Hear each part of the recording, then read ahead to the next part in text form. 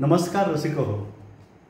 ज्येष्ठ साहित्यिक आणि प्रख्यात surgeon doctor Shrihari Gopalrao Nagargoje sir यांना 5वे अंबाजोगाई साहित्य संमेलन या संमेलनाच्या वतीनं मराठवाडा साहित्य परिषद शाखा अंबाजोगाईच्या वतीनं ऑक्टोबर 2012 जे सन्मानपत्र दिलं गेलं त्याचं वाचन मी यासाठी करतो आहे की कमीत कमी शब्दामध्ये डॉक्टर नागरगोजे यांच्या व्यक्तित्वाचा आणि कर्तृत्वाचा वेध यामध्ये घेतला आहे.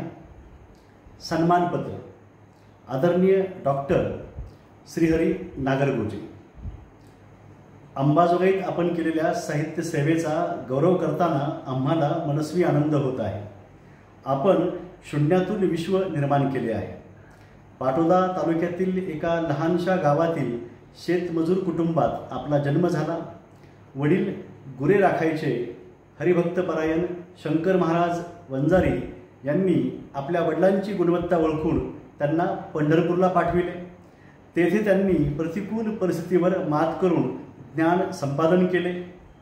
त्यांचे संस्कृत इतके चांगले होते की गोनी दांडेकरांनी त्यांच्याकडे धडे गिरविले. त्यांच्या हस्ताक्षरातील ज्ञानेश्वरी आजही कोल्हापुरात वाचली जाते. तुमच्या वडिलांच्या निमित्ताने तुमच्या घरात समतेचे वारकरी वारे वाहू लागले. तुमच्या 2 आया, बाई आणि आई दोघींकडून तुम्हाला भरपूर प्रेम मिळाले. निजामाच्या काळात तुमच्या आई शिक्षिका झाल्या. माजलगाव तालुक्यातील गंगामसला गावात सुरू झालेल्या पहिल्या मुलींच्या शाळेच्या त्या मुख्याध्यापिका होत्या. तुम्ही आईच्या सोबत राहिलात. भाषा व संस्कृतीचे बाळकडू आईकडून तुम्हाला लाभले. तुमचे प्राथमिक व माध्यमिक शिक्षण अंबाजोगाईत झाले. वर्गातील पहिला क्रमांक तुम्ही कधीच सोडला नाही. त्यामुळे तुम्ही MBBSला गेलात. या काळात तुमचे लग्न झाले. पत्नीच्या शिक्षणाचा तुम्ही आग्रह धरला. दोघेही औरंगाबादला राहिलात. बिकट आर्थिक परिस्थितीमध्ये शिकलात.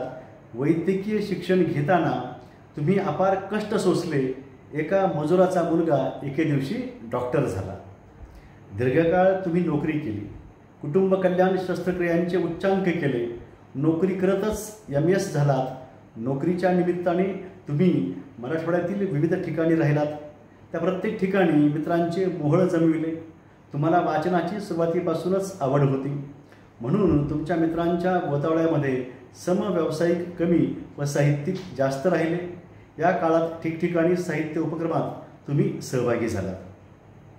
अंबाजोगाईत तुम्ही साहित्य चळवळीसाठी अजोड योगदान दिले. याची आम्ही कृतज्ञतापूर्वक नोंद घेत आहोत. मराठवाडा साहित्य परिषदेशी तुमचा घनिष्ठ संबंध राहिला आहे. तुम्ही नरहर कुरुंदकरांच्या नेतृत्वाखाली विभागीय कार्यकारिणीचे सदस्य म्हणून काम केले. 1983 साली डॉक्टर व्यंकटराव डावळे यांच्या नेतृत्वाखाली अंबाजोगाईत 57वे अखिल भारतीय मराठी साहित्य संमेलन झाले होते. त्यावेळेस तुम्ही त्यांचे प्रमुख सहकारी होता.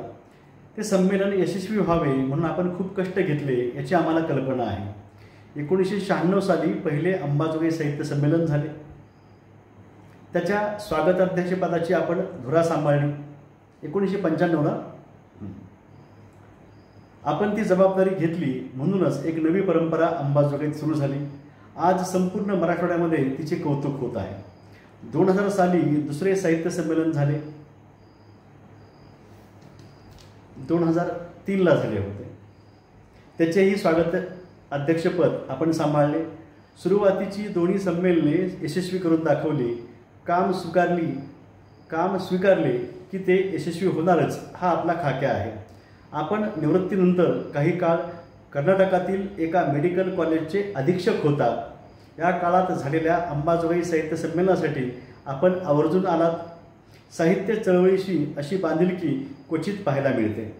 सरकारी नोकरी करणारी माणसे पुस्तकांवर क्वचित खर्च करतात. डॉक्टर तुमच्या घरी पुस्तकांचा खजिना आहे. तो तुम्ही विकत घेतलेला आहे. आपण आपल्या वाढदिवसादिवशी विविध ग्रंथालयांना पुस्तके भेट देतात. अशी शेकडो पुस्तके आपण दिली आहेत. हा आदर्श समाजाला मार्गदर्शक आहे. अलीकडेच तुमचे श्री हे आत्मचरित्र प्रकाशित झाले. तुम्ही त्याचे नाव समर्पक दिले आहे. त्याच्या पानापानावर तुमचा जीवन संघर्ष चितारला आहे. अगदी सोप्या व ओघवत्या भाषेमध्ये लिहिलेले हे आत्मचरित्र स्वातंत्र्यानंतरच्या काळाचा इतिहास वाचकांसमोर उभा करते. डॉक्टर, आम्हाला हे माहीत आहे तुम्ही नास्तिक आहात, विचारपूर्वक नास्तिक आहात.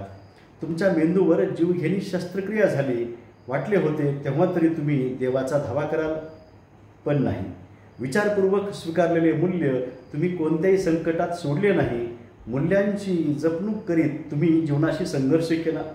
आम्हाला हेही माहीत आहे की तुम्ही मनाने खूप हळवेही आहात.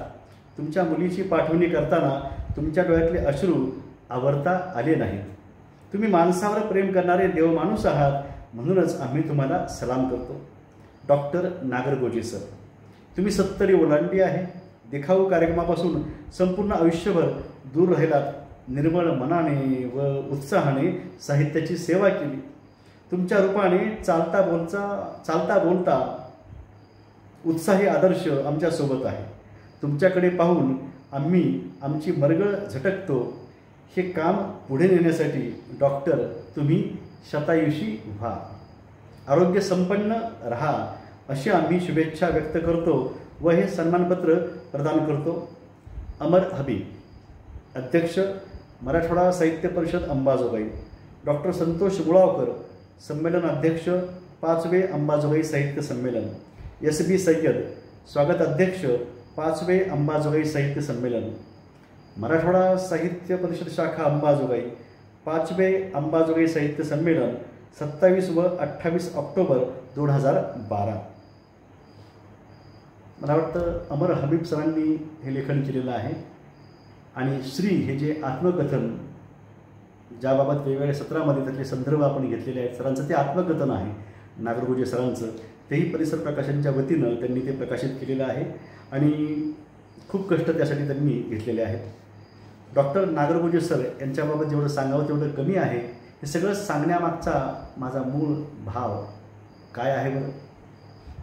कृतज्ञता आम्ही आमची पिढी तुमच्याप्रती व्यक्त करते आहे. जशी कृतज्ञता त्यांनी आपल्या आईवडिलांबाबत, आपल्या गुरुजनाबाबत, सहकार्याबाबत व्यक्त केली, तोच भाग याच्या मागं आहे. आणि नवीन जे साहित्यिक असतील त्यांनी त्यातून काय शिकावं, जे डॉक्टर्स असतील त्यांनी काय शिकावं, हा भाग याच्यामध्ये आहे. कारण काय, गुरुने दिला ज्ञानरूपी वसा, आम्ही चालवू हा पुढे वारसा. गुरु कुठल्या रूपानं कधी मिळेल सांगता येत नाही, त्यासाठीच हा अट्टहास. अधिक काय बोलावं. आपणा सर्वांना हार्दिक शुभकामना देतो आहे. आपण कृपया सर्व व्हिडिओज जे आहेत ते आपण बघावेत आणि अधिकाधिक लोकांपर्यंत ते द्यावेत. कारण हा उदात्ततेचा आणि मानवतेचा विचार हा सर्वदूर पोहोचला पाहिजे. धन्यवाद. जय महाराष्ट्र, जय भारत, जय मानवता, जय जगत.